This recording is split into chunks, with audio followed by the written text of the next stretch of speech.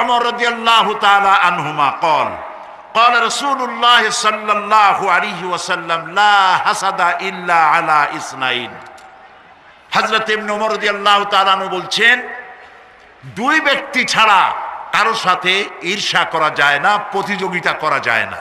সে দুই ব্যক্তিকে, এক ব্যক্তি হচ্ছে রাজুলুন আতাহুল্লাহুল কুরআনা ফাহুয়া ইয়াকুমু বিহি আনা আল-লাইলি ওয়া আনা আন-নাহার। আল্লাহ যাকে কোরআনের ইলম দিয়েছেন এবং সেই কোরআনের ইলম দিয়ে নিজেকে প্রস্তুত করেছে, এই কোরআনের দাওয়াত মানুষকে দেয় এবং কোরআন প্রতিষ্ঠার আন্দোলনে নিজেকে শরীক করেছে, তার সাথে হাসাদ করা যায় যে আমি ওর মতো হইলাম না কেন, ওর মতো আমার হওয়া উচিত।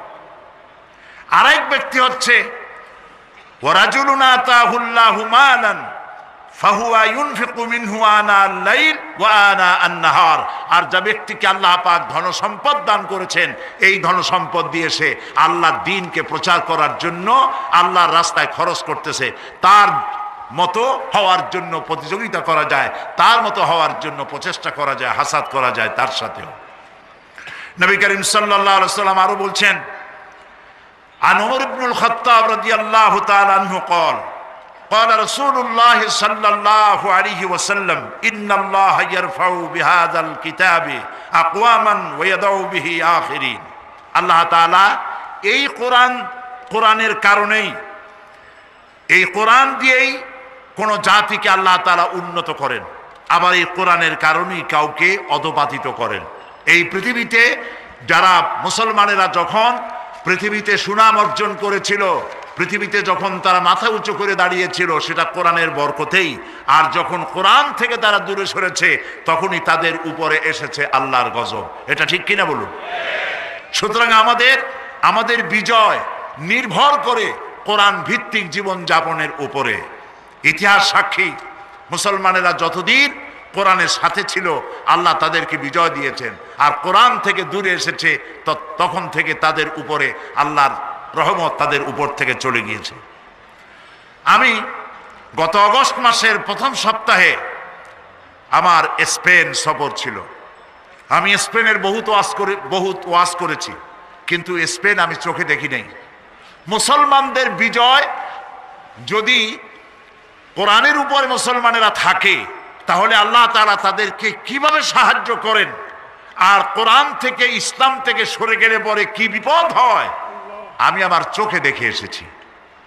আমি সেই আমার চোখে দেখা স্পেনের ঘটনা আমি আপনাদের সামনে এই সুযোগে বলে নিতে চাই।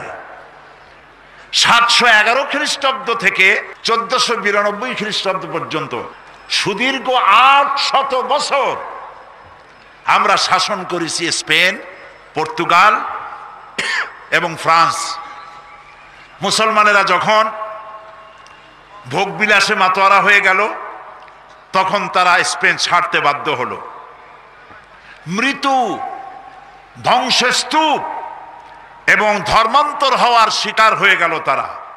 তাদের মসজিদ সমূহ বিরান হয়ে গেল, মসজিদগুলো থিয়েটার হয়ে গেল, শরাবখানায় পরিণত হয়ে গেল।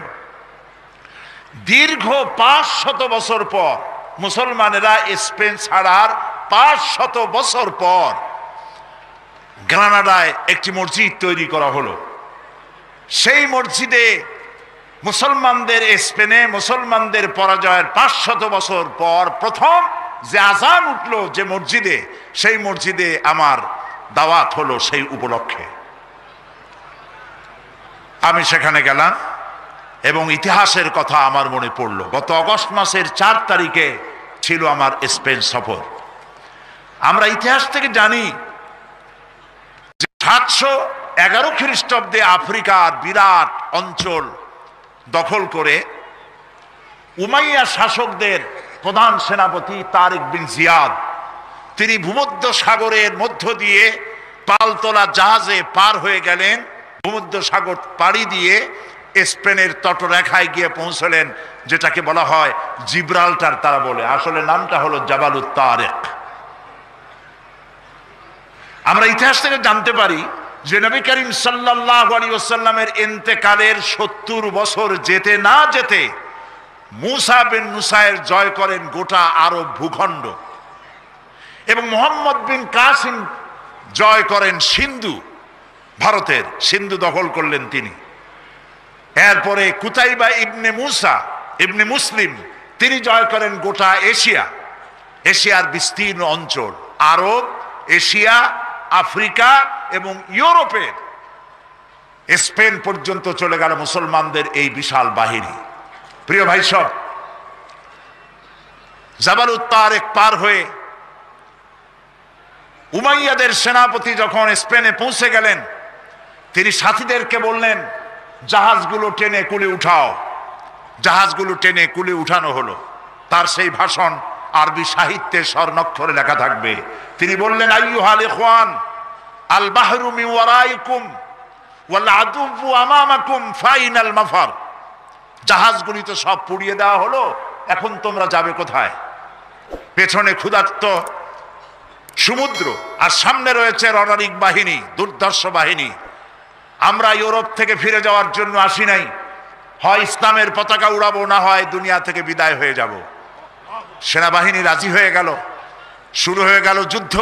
এবং এই যুদ্ধে আল্লাহ রাব্বুল আলামিন মুসলমানদেরকে বিজয় দান করলেন। পুরা স্পেন দখল হলো, পর্তুগাল দখল হলো, পুরা ফ্রান্স দখল হয়ে গেল মুসলমানদের। মুসলমানেরা সেখানে স্কুল, কলেজ, বিশ্ববিদ্যালয়, মাদ্রাসা ইত্যাদি তৈরি করলেন। সেখানে বড় বড় মুফাসসির তৈরি হয়ে গেলেন। আল্লামা কুরতুবির মতো মানুষ কর্ডোবায় বাড়ি ছিল, সেজন্য কুরতুবি বলা হয়। তাফসীর প্রেমিক আলেমদের কাছে তাফসীরে কুরতুবি 1000 বছর পরে আজও প্রিয়।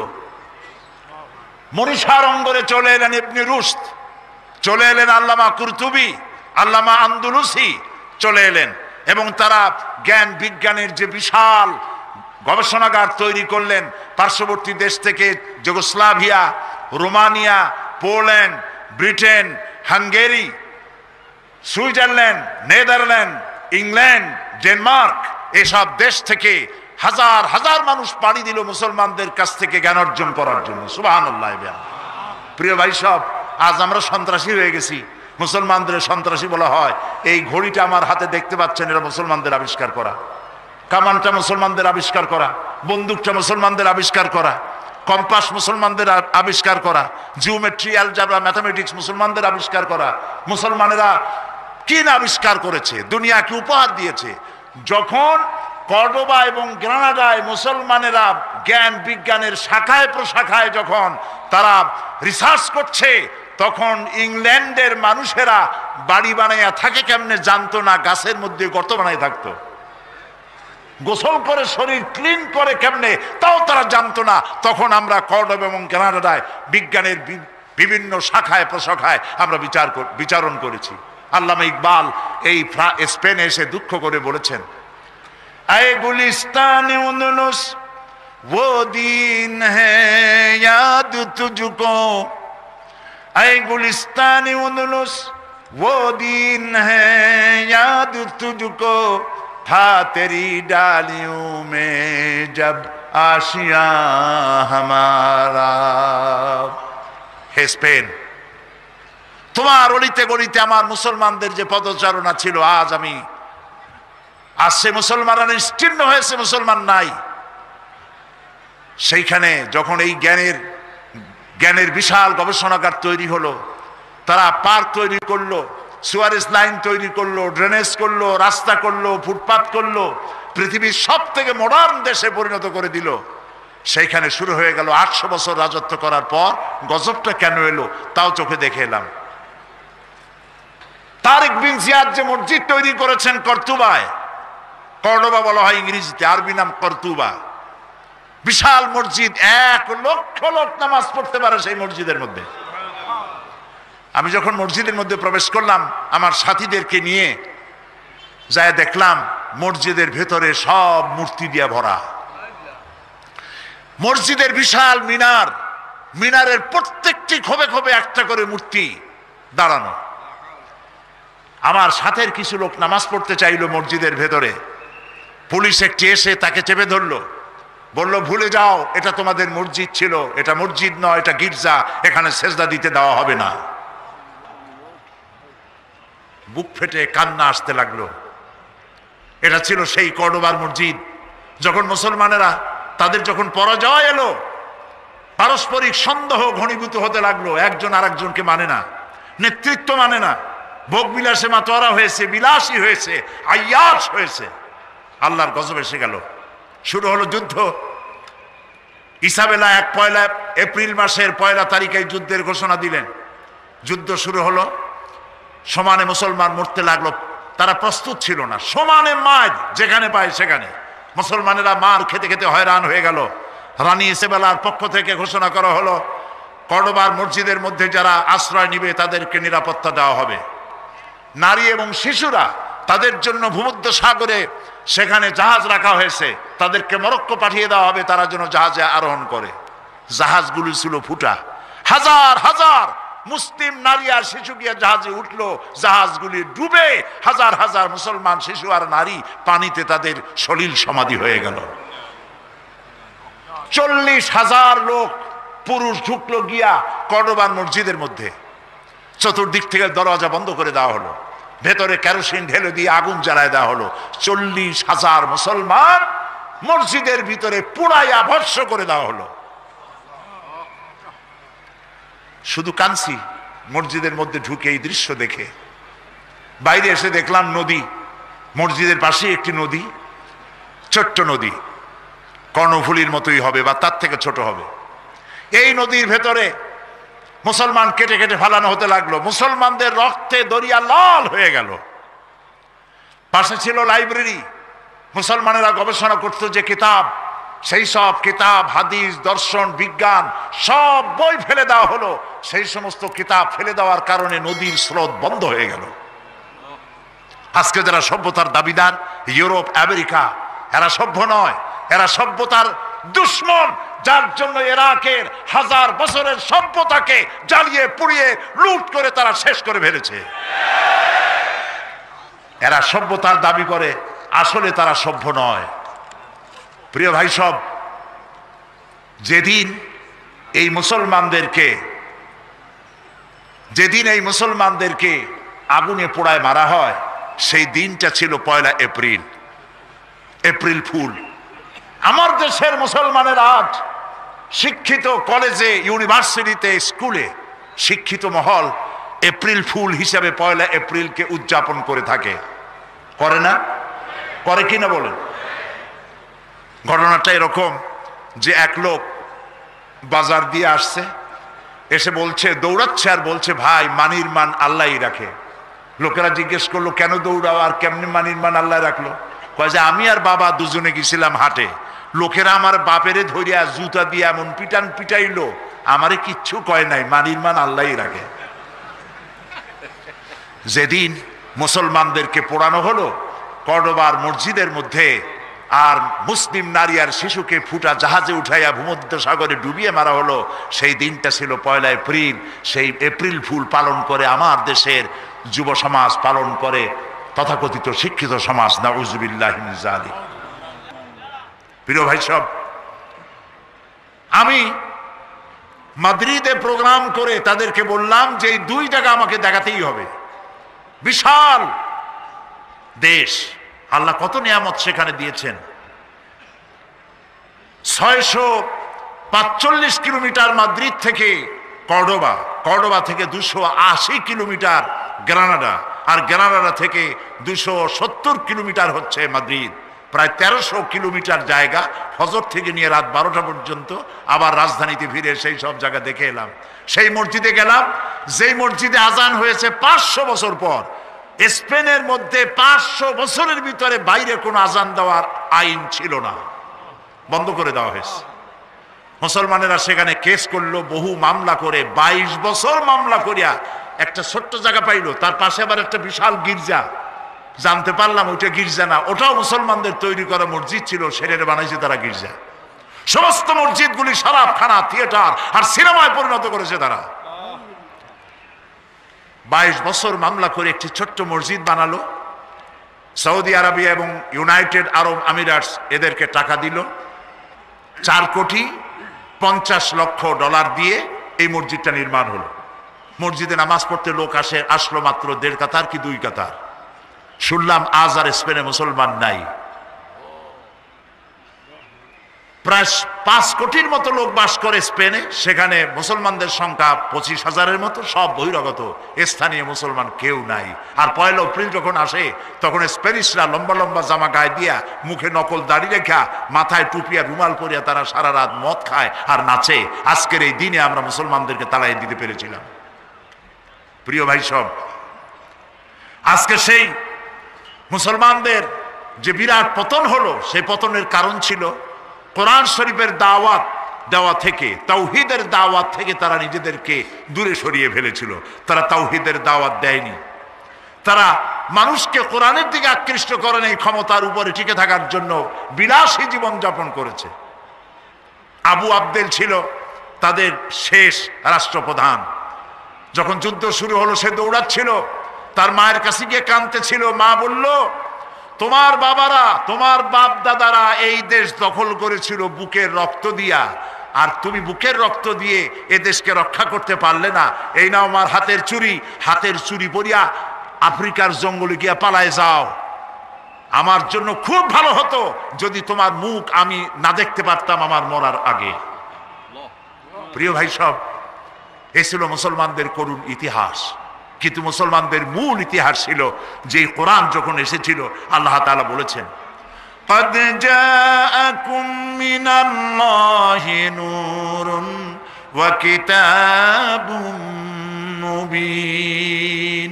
আমি আল্লাহর পক্ষ থেকে তোমাদের জন্য এসেছে আলো। আমি তোমাদেরকে একটা আলো দিয়েছি। ওয়া কিতাবুম মুবিন, আর সুস্পষ্ট একখানা কিতাব আমি তোমাদেরকে দিয়েছি। এখন যে আলো দিলাম সে আলোর নাম হলো মুহাম্মদুর রাসূলুল্লাহ সাল্লাল্লাহু আলাইহি ওয়াসাল্লাম। আর কিতাব হচ্ছে এই কোরআন শরীফ। এই দুইটা জিনিস দিলাম। আর নবী করিম সাল্লাল্লাহু আলাইহি সাল্লাম যখন ইন্তেকাল করেন তখন তিনি বলে গিয়েছিলেন, তারাকতু ফীকুম আমরাইন, দুটো জিনিস আমি তোমাদের জন্য রেখে গেলাম। একটা হলো কিতাবুল্লাহ, আর একটা কি? রাসূলের সুন্নাত। এই দুটি জিনিস রেখে গেলাম। এই কোরআনকে যদি তোমরা মেনে চলো, এই কোরআনের অনুকরণ যদি করো, তাহলে তোমাদেরকে কেউ গোমরাহ করতে পারবে না। সুতরাং আজকে যদি পৃথিবীতে মুসলমান বেঁচে থাকতে চায় তাহলে এই কোরআন নিয়ে বাঁচতে হবে। যদি বাঁচতে চায় কোরআন নিয়ে বাঁচতে হবে। কোরআন ছাড়া মুসলমানদের কোনো অস্তিত্ব থাকবে না। মাছ যেমন পানি ছাড়া বাঁচতে পারে না, মুসলমান তেমন কোরআন ছাড়া বাঁচতে পারে না। নবী করিম সাল্লাল্লাহু আলাইহি সাল্লাম পৃথিবীতে এসেছিলেন আল্লাহর একত্ববাদকে প্রতিষ্ঠিত করার জন্য। বান্দা আর আল্লাহ, মাঝখানে নেতা হচ্ছেন মুহাম্মদুর রাসূলুল্লাহ সাল্লাল্লাহু আলাইহি সাল্লাম। এর মাঝখানে আর কোনো পীর খাজা বাবা যেন না ঢোকে। কলিজা থেকে সকল প্রকারের ভয় ভীতি উঠায় ফেলতে হবে। এই কলিজার মধ্যে ভয় থাকবে কার? চিল্লায় বলুন কার? আর এই কলিজার মধ্যে মহব্বত থাকবে কার? আল্লাহ এবং রাসূলের। আল্লাহ এবং রাসূলের। প্রিয় ভাই সব, কোরআনে কারীম সর্বোত্তম ব্যক্তি কে? নবী করিম সাল্লাল্লাহু আলাইহি সাল্লাম বলেছেন, খায়রুকুম মান তাআল্লামাল কুরআন ওয়া আল্লামাহু। তোমাদের মধ্যে উত্তম হচ্ছে সেই ব্যক্তি যে ব্যক্তি নিজে কোরআন শেখে এবং অপরকে শিখায়। কারণ কোরআন হচ্ছে ফুরকান। আল্লাহ তাআলা বলছেন, তাবারাকাল্লাযী নাযালাল ফুরকানা আলা আবদিহি লিয়াকুনা লিল আলামিনা নাযীরা। অতীব বরকতপূর্ণ সেই মহান সত্তা আল্লাহ রাব্বুল আলামিন, যিনি ফুরকান দান করেছেন, আল ফারকু বাইনাল হক ওয়াল বাতিল, এমন কিতাব দান করেছেন যা দিয়ে হক এবং বাতিল, সত্য আর মিথ্যার মধ্যে পার্থক্য সৃষ্টি করা যায়। তার নাম কোরআন শরীফ। কোরআন যদি বুঝতে পারি তাহলে অন্ধকার থেকে আমরা বাঁচতে পারবো। কোরআন যদি বুঝতে পারি জাহালাত থেকে আমরা বাঁচতে পারবো। এই জন্য কোরআন শরীফ ধীরে ধীরে পড়া, বুঝে পড়া এবং সেটাকে আমল করা, এই জন্যই কোরআন নাজিল হয়েছে। নবী করিম সাল্লাল্লাহু আলাইহি ওয়াসাল্লাম এই কোরআন দিয়ে একটি সমাজ গড়ার জন্য তাকে অনেক পরিশ্রম করতে হয়েছে, রক্ত দিতে হয়েছে, দান মোবারক শহীদ হয়েছে, সাহাবায়ে কেরাম জীবন দিয়েছেন। আর এই কাজে রসুলকে সহযোগিতা করেছেন সব থেকে বেশি যুবকেরা। কারা করেছে বলুন তো? আজকে তাকায় দেখেন আপনার ডানে আর বামে, আপনার ডানে আর বামে তাকায় দেখেন তো কারা কারা বেশি? যুবকেরা বেশি। নবী করিম সাল্লাল্লাহু আলাইহি ওয়াসাল্লাম বলেছেন, উসিকুম বিশ-শাবাবি খায়রা ফাইন্নাহুম আরাক্কু আফইদা লাকাদ বাআসানি আল্লাহু বিল হানিফিয়াতি সামহা ফাহালাফানি আশ-শাবাব ওয়া খালাফানি আশ-শুয়ুখ। নবী করিম সাল্লাল্লাহু আলাইহি ওয়াসাল্লাম বলেছেন, উসিকুম বিশ-শাবাবি খায়রা, আমি তোমাদেরকে নসিহত করছি তোমরা যুবকদের ব্যাপারে কল্যাণকামী হবে। কোরআনের ঝান্ডাকে বুলন্দ করার জন্য রক্ত দিতে পারে কারা? বলেন কারা? রাসূলের হাদিস, রাসূলুল্লাহ বলছেন যুবকদের ব্যাপারে তোমরা কল্যাণকামী হও। আর আমি পৃথিবীতে এসেছি উদারতা সহকারে আল্লাহর দ্বীন নিয়ে পৃথিবীতে এসেছি। এই আমার আল্লাহর দেওয়া এই বিধান কায়েমের জন্যে যুবকেরা আমাকে সাহায্য করেছে আর বিরোধিতা করেছে বুড়োরা। আজকে মাহফিলে যারা বৃদ্ধ আছেন তাদের কিন্তু শঙ্কিত হওয়ার বা লজ্জা পাওয়ার কোনো কারণ নেই। আমিও আপনাদের দলে, আমরা ওই যৌবনকাল কাটায় আসছি, ঠিক কিনা? ঠিক কিনা? যৌবনকালটা যদি আল্লাহর জন্য কাটায় আসতে পেরে থাকি তাহলে সেখানে আল্লাহ তাআলা আমাদেরকে অবশ্যই পুরস্কৃত করবেন ইনশাআল্লাহ। বলি ইনশাআল্লাহ।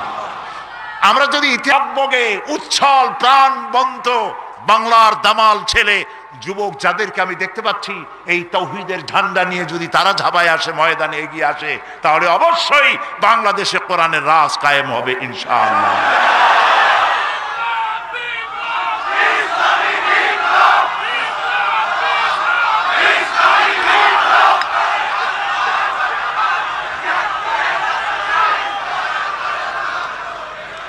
প্রিয় ভাই সব, আমরা দেখতে পাই যুবকরা যে সব থেকে বেশি কোরআনের জন্য যারা জীবন দিলেন যুবকরাই তার মধ্যে বেশি ছিল। হযরতে আব্দুল্লাহ, যার নাম ছিল আব্দুল উজ্জা, আব্দুল উজ্জা, বয়স ছিল 20 বছর। নবী করিম সাল্লাল্লাহু আলাইহি সাল্লামের পর ঈমান আনার জন্য মন ছিল তার খুবই কাতর, কিন্তু চাচার অধীনে ছিলেন বলে তিনি আসতে পারতেছিলেন না। নবী করিম সাল্লাল্লাহু আলাইহি সাল্লাম হিজরত করলেন। আব্দুল উজ্জার মন কাঁদতে লাগলো যে ইসলাম কবুল করতে পারলাম না। তিনি চলে গেলেন চাচার কাছে, বললেন, চাচা, মুহাম্মদ সাল্লাল্লাহু আলাইহি সাল্লাম যে আখিরি জামানার পয়গম্বর, সে ব্যাপারে আপনার মত কি? তিনি বললেন, আমারও তো তাই মনে হয়। আচ্ছা, আপনি কি ঈমান আনবেন? কয়, না, ঈমান আনবো না। আব্দুল উজ্জা বলল, আমি তো চিন্তা করছিলাম আপনি ঈমান আনবেন, আর তাই দেখে আমি ঈমান আনবো, কিন্তু আমার তো কপাল খারাপ, আপনি ঈমান আনলেন না। তাহলে আপনি সাক্ষী থাকুন, আমি কিন্তু মুসলমান আগেই হয়ে গেছি মনে মনে। আপনারে শুনাইয়া পড়লাম লা ইলাহা ইল্লাল্লাহু মুহাম্মাদুর রাসূলুল্লাহ। চাচা বলছে, ভাতিজা তুমি কি জানো এটার পরিণতি কি? কয়, না, জানি না। কয়টার পরিণতি হলো, তোমার বাড়ি ঘর জায়গা জমিন উট ছাগল যা দিছি সব আমার, এগুলো সব ফেরত দিতে হবে। তিনি বললেন, সব ফেরত দেওয়ার জন্য আমি প্রস্তুত। চাচা বলল, শুধু তাই না, তোমার পরনে যে কাপড় আছে, গায়ে জামা আছে, ওটাও আমার দেওয়া, এটাও দিয়ে ফেরত দিতে হবে। অবলীলাক্রমে মুখ বুঝে আব্দুল্লাহ গায়ের জামা পরনের লুঙ্গি খুলে দিয়ে দিল। নাও, হাদিস। আব্দুল্লাহ, আব্দুল উজ্জা তখন নাম, তিনি এই ল্যাংটা অবস্থায় মায়ের কাছে গিয়ে হাজির হলেন। মা তার উলঙ্গ যুবক ছেলেকে দেখে 2 হাতে চোখ চেপে ধরেছেন, নিজের চোখ। বললেন, তোমার এই দুর্দশা কেন? ছেলে বলল, মা, ঈমান আনতে গিয়ে সব হারাইছি, কিন্তু ঈমান হারাই নাই। তুমি আমার কাছে কি চাও? আব্দুল্লাহ বলল, আব্দুল উজ্জা বললেন, কিছু চাই না মা, আমি এই দেশে থাকতে পারবো না, আমি চলে যেতে চাই আমার মাহবুব সরওয়ারে কায়নাত মুহাম্মদ রাসূলুল্লাহ সাল্লাল্লাহু আলাইহি ওয়াসাল্লামের মদিনায় যাইতে চাই, কিন্তু আমি ল্যাংটা যাবো কেমনে? আমার একটু কাপড় দেন। মা বলল, আমার কাছে তো অতিরিক্ত কাপড় নাই, আছে একটা ছেঁড়া কম্বল। দেন সেইটা। ছেঁড়া কম্বলটা পরলেন, সেটা হাঁটু ঢাকলো না। এই অবস্থায় পায়ে হেঁটে দিনের পর দিন খেয়ে না খেয়ে যুবক আব্দুল্লাহ আব্দুল উজ্জা চলে গেলেন মসজিদে নববীতে। মসজিদে নববীতে বসে আছেন, হাঁটুর উপরে কাপড়, যুবক বসা, মাথার চুল উস্কো খুস্কু, ক্ষুধায় চক্ষু কোটরগত। হযরতে নবী করিম সাল্লাল্লাহু আলাইহি ওয়াসাল্লাম হুজরা থেকে বেরিয়ে এসে তার দিকেই নজর পড়েছেন। জিজ্ঞেস করলেন, তুমি কে? তোমার এই অবস্থা কেন? আব্দুল উজ্জা নিজের নাম বললেন। আর ঘটনা শুনাইলেন। নবী করিম সাল্লাল্লাহু আলাইহি ওয়াসাল্লাম বললেন, তোমার নাম আব্দুল উজ্জা নয়, তোমার নাম আব্দুল্লাহ। আসহাবে সুফফা তাদেরকে বললেন, একে কোরআন শরীফ শিখাও। আসহাবে সুফফা তাকে কোরআন শরীফ শিখাইতো এবং তিনি কোরআন শরীফ চিল্লায় চিল্লায় পড়তেন, জোরে জোরে পড়তেন। আসহাবে সুফফা নবী করিম সাল্লাল্লাহু আলাইহি ওয়াসাল্লামকে অভিযোগ করলেন যে তার চিল্লানির জ্বালায় আমরা ঘুমাইতে পারি না। আল্লাহর নবী বলেন, ও আমার সাহাবীরা, আব্দুল্লাহ তার ঈমান আনার জন্য সব ছেড়ে এসেছে, এমনকি পরনের কাপড়টাও আনতে পারে নাই, তারে চিল্লাইতে দাও, প্রাণ ভরে তাকে তেলাওয়াত করতে দাও, কারণ চড়া দাম দিয়া সে ঈমানকে রক্ষা করেছে।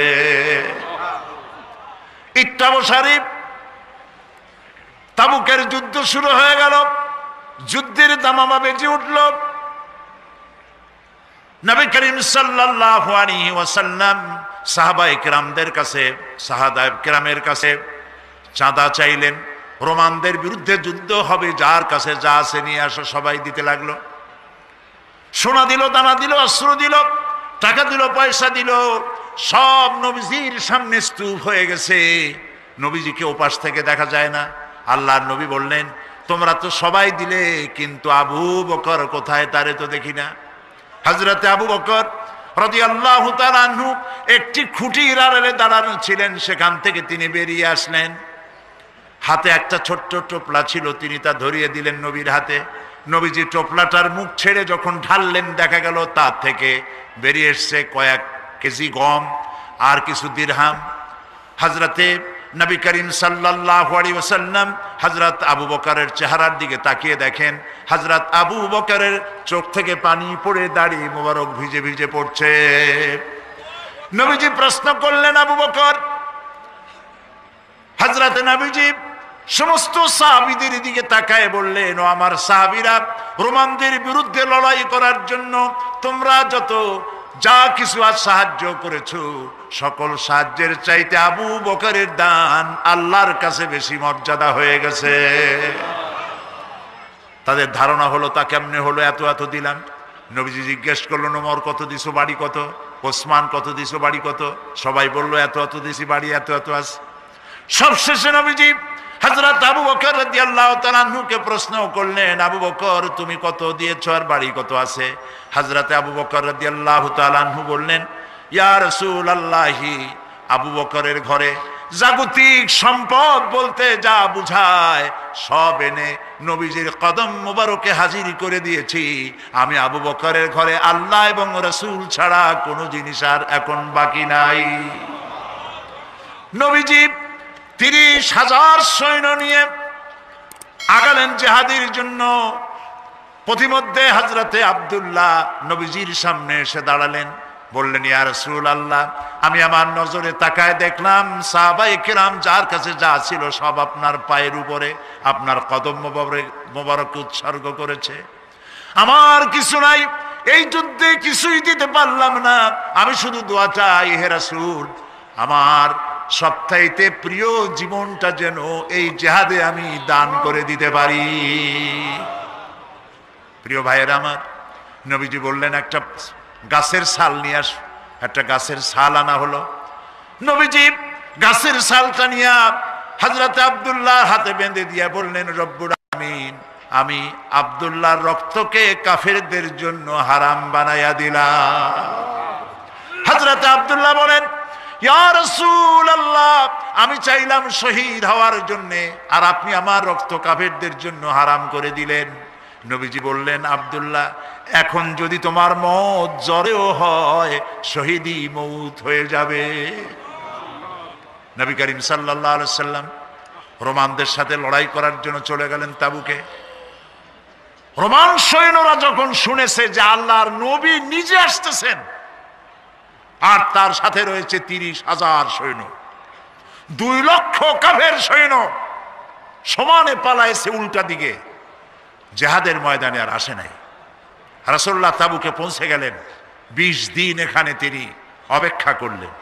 একদিন নবীজির কানে খবর এলো, কেউ এসে খবর দিলেন, ইয়া রাসূলুল্লাহ, আপনি যে আব্দুল্লাহকে মোহব্বত করেছিলেন, গাছের ছাল পরায় দিয়েছিলেন, সেই আব্দুল্লাহ কয়েকদিন জ্বরে ভুগে এই গত রাত্রে ইন্তেকাল করেছেন। নবীজি বললেন, তাকে দাফনের ব্যবস্থা করো। কাফন পরানো হলো, দাফনের ব্যবস্থা করা হলো। কবরের ভিতরে একজন নামলেন, আর দুইজন বহন করে নিয়ে এলো লাশ। একজনে একটা বাতি ধরায় লাগলো, রাতের বেলায় টিম টিম করে বাতি জ্বলে। আর দুইজন বহন করে নিয়ে এলো লাশ। একজনে একটা বাতি ধরায় লাগলো, রাতের বেলায় টিম টিম করে বাতি জ্বলে। যিনি কবরে নেমেছেন তিনি বলছেন, তোমরা যে লাশ বহন করে আনতেছো, এই লাশের প্রতি তোমাদের ভাইয়ের প্রতি আদব করো, যত্ন করো, সম্মান করে নিয়ে এসো, আদবের সাথে নামাও। যিনি কবরের ভেতরে বসে এই লাশ ধরলেন তিনি আর কেউ নয়, বিশ্বনবী মুহাম্মদুর রাসূলুল্লাহ সাল্লাল্লাহু আলাইহি সাল্লাম নিজে কবরে দাঁড়ায়া লাশ নামাইয়া দিলেন। যারা লাশ বহন করে আনলেন তারা ছিলেন হযরত আবু বকর, হযরত ওমর রাদিয়াল্লাহু তাআলা আনহুমা। যিনি বাতি ধরিয়ে রাখছিলেন তিনি হযরত বেলাল। নবী করিম সাল্লাল্লাহু আলাইহি সাল্লাম নিজ হাতে আব্দুল্লাহকে শোয়াই দিয়া কবরের উপরে সে মাটি দিয়ে নবীজি দুই হাত আল্লাহর দরবারে উঁচু করে বলেন, রব্বুল আলামিন, এই কবরের মধ্যে আব্দুল্লাহকে শোয়াই দিলাম। আজকের সন্ধ্যা পর্যন্ত আমি তোমার রাসূল আব্দুল্লাহর উপরে রাজি ছিলাম। আল্লাহ তুমি আব্দুল্লাহর উপরে রাজি আর খুশি হয়ে যাও। হযরত আব্দুল্লাহ ইবনে মাসউদ রাদিয়াল্লাহু তাআলা আনহু সেখানে দাঁড়ানো ছিলেন। তিনি বলতেছিলেন, আহারে, আজ যদি আব্দুল্লাহর লাশ না হয়ে আমার লাশ হইতো, আমার ভাগ্যটা খুলে যেত। প্রিয় ভাইয়ের আমার, যারা আল্লাহর দ্বীনের জন্য জীবন দিলেন তারা যুবক ছিলেন। এই যুবকেরা আল্লাহর দ্বীন প্রতিষ্ঠার জন্য স্ত্রীর মায়া ভুলে গিয়েছে, মায়ের মায়া ভুলে গেছে, বাপ মায়ের মায়া ভুলে গেছেন। কোরআন প্রতিষ্ঠার জন্য জান মাল সকল কিছুকে উৎসর্গ করে তারা ময়দানে নেমেছেন। এই রক্তের উপর ইসলামের পতাকাকে আল্লাহ উড্ডীন করে দিয়ে মদিনায় আল্লাহ দ্বীন প্রতিষ্ঠা করে দিয়েছিলেন।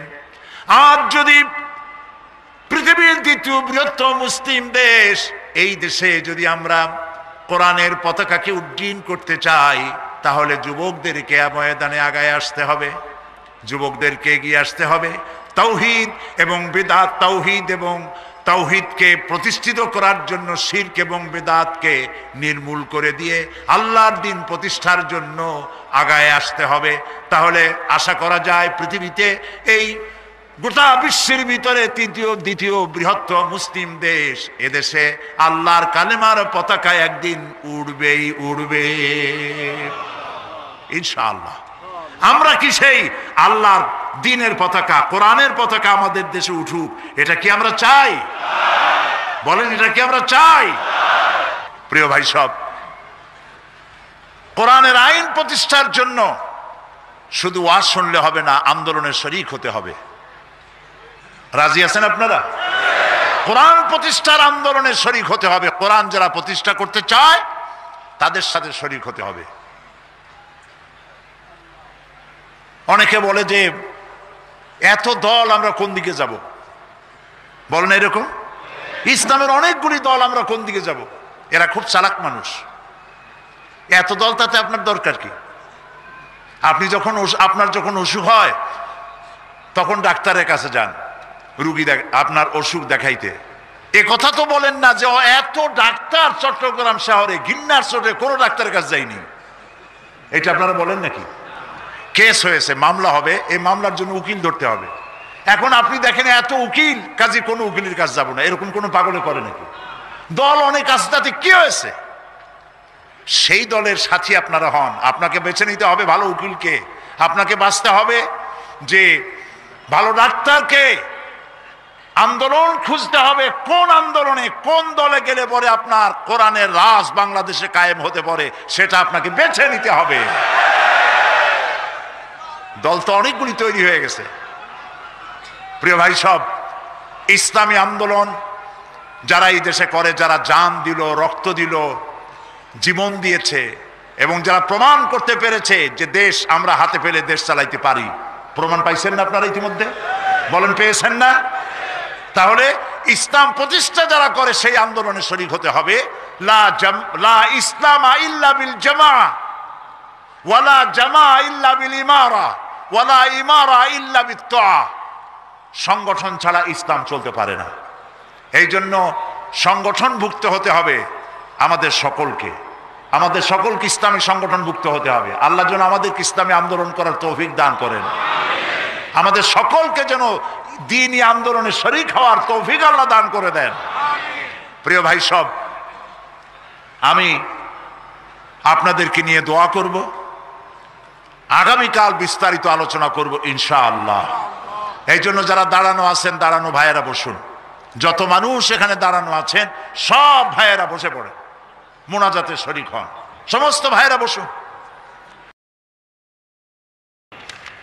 আর আজকে কয়জন? 3 জন মুসলমান হতে এসেছেন এখানে, অন্য ধর্ম থেকে ইসলাম কবুল করার জন্য এসেছেন। একজনের নাম হলো চন্দন দে, পিতা শ্রী বাসুদে, গ্রাম শাকপুরা, বোয়ালখালী, চট্টগ্রাম। আরেকজনের নাম রিপন দাস, পিতা সুনীল দাস, মাতার নাম আরতি রানী দাস, হিন্দু, বাড়ি মৌলভীবাজার, আর এখানে থাকে চাঁদগাঁওয়ে, চট্টগ্রাম। আরেকজনের নাম খোকন বণিক, পিতা সত্যরঞ্জন বণিক, দক্ষিণ মাইজদি, ধর্ম হিন্দু, বর্তমান নাম পছন্দ করেছে মোহাম্মদ সলিমুল্লাহ। আর আগে 2 জন চন্দন দে, তার নাম পছন্দ করেছে রেজাউল করিম, আর রিপন দাস তার নাম পছন্দ করেছে মোহাম্মদ নুরুল ইসলাম। এই 3 জনকে এখন ইসলাম কবুল করানো হচ্ছে। লা ইলাহা ইল্লাল্লাহু মুহাম্মাদুর রাসূলুল্লাহ। আল্লাহ ছাড়া কোনো ইলাহ নাই, মাবুদ নাই। মুহাম্মদ সাল্লাল্লাহু আলাইহি ওয়াসাল্লাম আল্লাহর প্রেরিত রাসূল। আশহাদু আন লা ইলাহা ইল্লাল্লাহু ওয়াহদাহু লা শারীকা লাহু ওয়া আশহাদু আন্না মুহাম্মাদান আবদুহু ওয়া রাসূলুহু। আমি সাক্ষ্য দিচ্ছি আল্লাহ ছাড়া কোনো ইলাহ নাই, মাবুদ নাই, উপাস্য নাই। তিনি এক, তিনি একক, তার কোনো অংশীদার নাই। আমি আরো সাক্ষ্য দিচ্ছি মুহাম্মদ সাল্লাল্লাহু আলাইহি ওয়াসাল্লাম আল্লাহর বান্দা এবং তার প্রেরিত রাসূল।